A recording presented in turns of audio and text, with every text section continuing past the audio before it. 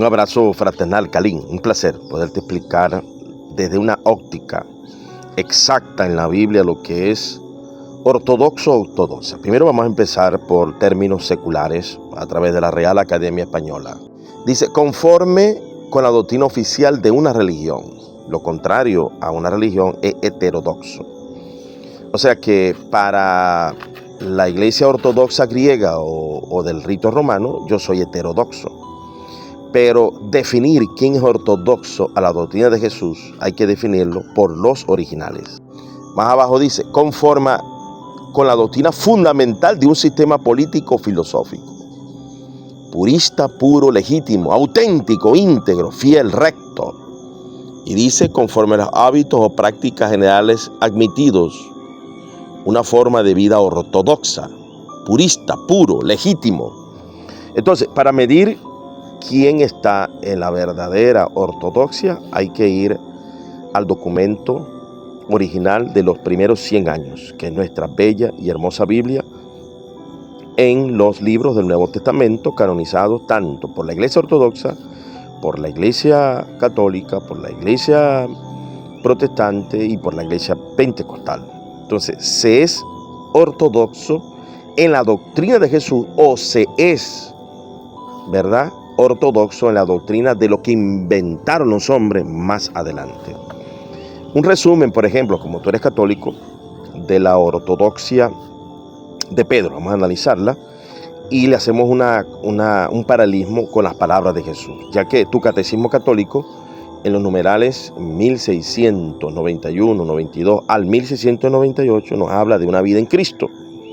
Allí podemos encontrarnos con una doctrina ortodoxa que está allí en tu catecismo. No apruebo todo, apruebo lo que es ortodoxo, lo que está plegado a lo que se enseñó en los primeros 100 años. Vamos a leer Primera de Pedro capítulo 3:8.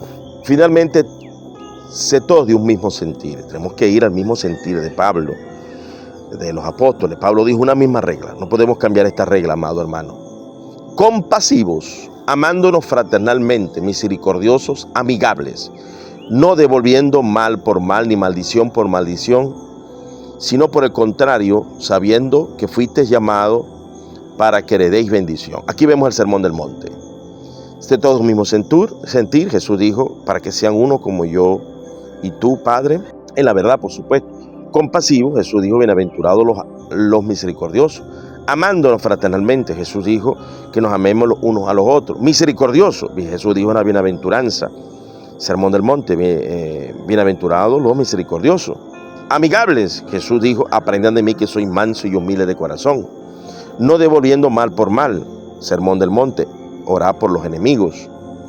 Ni maldición por maldición, sino por el contrario, bendiciendo sabiendo que fuiste llamado para que heredéis bendición. Cuando llega el impío, porque fue un impío disfrazado de cristiano, Constantino, se sembró lo que no se había sembrado en 300 años. Beligerancia hacia los arrianos. Yo no soy arriano, soy trinitario. 3 son los que dan testimonio en el cielo, el Padre, el Verbo y el Espíritu Santo. Estos 3 son uno. Soy trinitario a la coma juánica, como lo diría el gran arzobispo, traductor de la Vulgata al castellano, Félix Torres Amans. Ese capítulo, ese versículo fue arrancado por los arrianos herejes. Ahora los arrianos herejes que están dentro de la Iglesia Católica los sacan de la Biblia Jerusalén, de la Biblia Nácar Columna, de la Biblia latinoamericana. Dejaron de ser ortodoxos para ser heterodoxos, liberales, impíos, malignos del Vaticano. Para que vayas entendiendo que dentro de tu iglesia hay también gente heterodoxa que ha dejado la ortodoxia para irse al pensamiento liberal. Entonces vemos acá una comparación en paralelo, doctrina de Jesús, doctrina de Pedro. Como yo sé que tú eres católico, desde la Didache reconocida en Una vida en Cristo Jesús, en los numerales que te dije, de 1691 al 1698, está el primer capítulo de la Didache. Eso es ortodoxia, volver Léete por favor los 16 capítulos de la Didache, pero te voy a leer uno solo. Mira lo que dice acá en la Didache.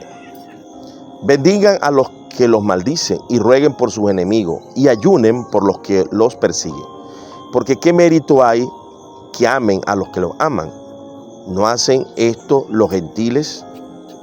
Ustedes amen a los que los odian y no tengan enemigos. Apartados de los deseos carnales. Esto es la Didache, Sermón del Monte. ¿Qué pasó cuando llegó Constantino? Salieron a matar. Cuando los arrianos se hicieron fuertes y pisaron a los trinitarios, también salieron a matar. De allí se sembró la iglesia beligerante, asesina y cruel desde el concilio de Nicea. De ahí hacia adelante todos los concilios fueron asesinos. Pero también fueron asesinos los concilios reformados.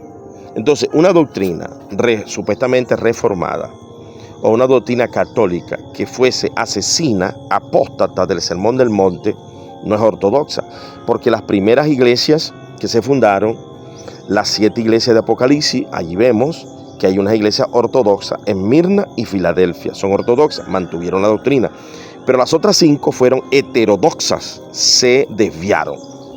Tú tienes que decidir congregarte en la iglesia más pura o en la iglesia más mundana. Si te gusta la mundanidad, si te gusta la feria, te gusta esa liviandad que ha sembrado el Concilio Vaticano II en muchos aspectos, ¿verdad? Y impulsar la Mariología, algo que no se impulsó en la Didache, no se impulsó en las 10 primeros años de revelación, no se impulsó la Mariología. En la Didache no se impulsó la Mariología. En la carta escrita Policarpo a los filipenses no se impulsó la Mariología. Entonces no es ortodoxo la Mariología, es heterodoxa.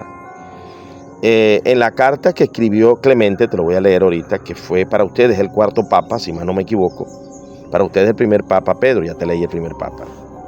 Vamos a leerte el 4º papa, Clemente, que deja una carta muy importante, ya que inclusive se incluyó por un buen tiempo, por varios siglos, se incluyó como parte del Nuevo Testamento, la carta de Clemente escrita a los Corintios. Primero vamos por la ortodoxia, vamos a hablar sobre la ortodoxia del obispo. Policarpo escribió una carta a los filipenses. Mira lo que dice acá.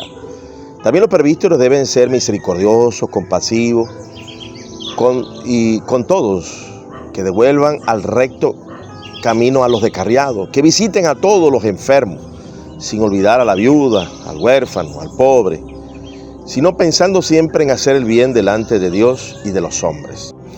Que se abstengan de toda cólera, acepción de persona, juicio injusto.